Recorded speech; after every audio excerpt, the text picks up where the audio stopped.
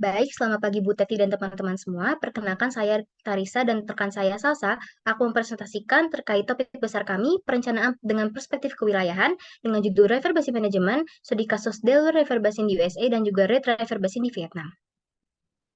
Berikut adalah outline dari presentasi kami dimulai dari latar belakang hingga kesimpulan.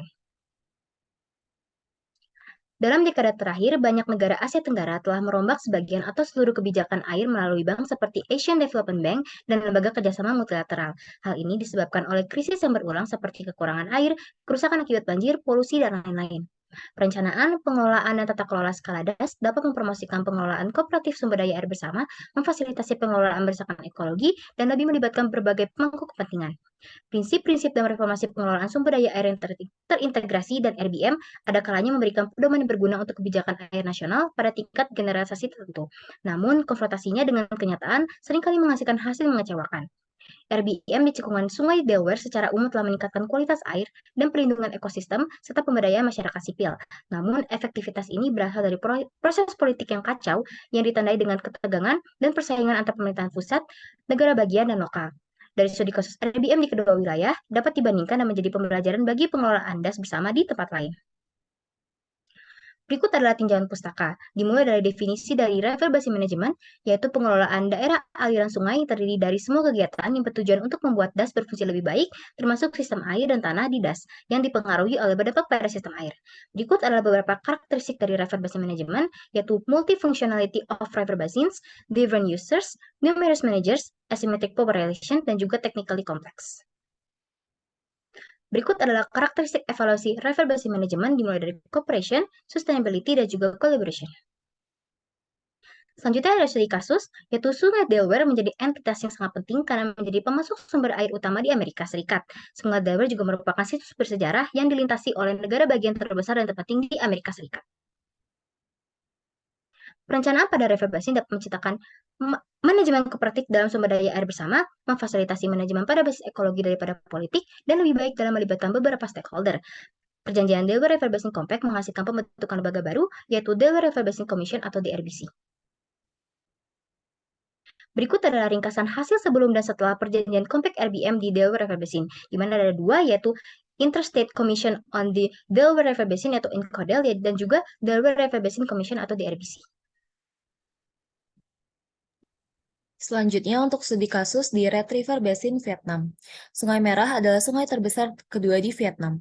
Sungai Merah mendukung irigasi untuk 650.000 hektar sawah dan sebagian besar mempengaruhi pada masalah banjir yang berulang.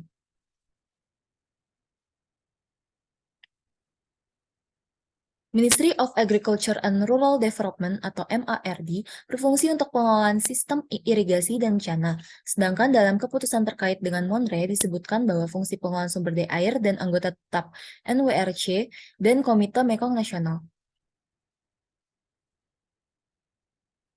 Berikut adalah ringkasan hasil sebelum dan setelah surat keputusan tahun 2008. Dijelaskan bahwa Monre juga memiliki ketidakjelasan definisi mandat dari berbagai departemennya.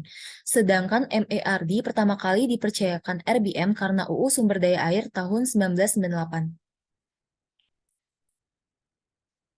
Berikut adalah tabel hasil komparasi dari River Basin Management di Amerika Serikat dengan River Basin Management di Vietnam.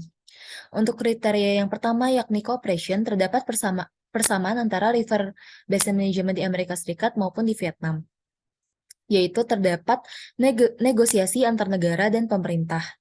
Lalu kriteria yang kedua yaitu sustainability. Untuk River Basin Management di Amerika itu berfokus kepada pengendalian, pemantauan, serta sistem penegakan hukum yang tegas dalam menjaga kualitas air. Sedangkan untuk River Basin Management di Vietnam berfokus kepada pengendalian banjir, irigasi pertanian, dan persediaan air untuk sanitasi. Sedangkan untuk kriteria yang ketiga yaitu collaboration. Selain berkolaborasi dengan pemerintah dan swasta, RBM di Amerika juga menekankan pada proses perencanaan yang komprehensif dengan cara melibatkan pengguna air non-pemerintah. Sedangkan untuk River Basin Management di Vietnam, adanya komite rakyat di tingkat provinsi dan di bawahnya yang mendukung proses pemangku kepentingan lokal atau otoritas provinsi dalam berkontribusi pada penjabaran isu prioritas di IWRM. Berikut adalah kesimpulan. Yang pertama, River Basin Management adalah perencanaan yang kompleks dan termasuk ke dalam weak problem di mana perencanaannya melibatkan berbagai stakeholder.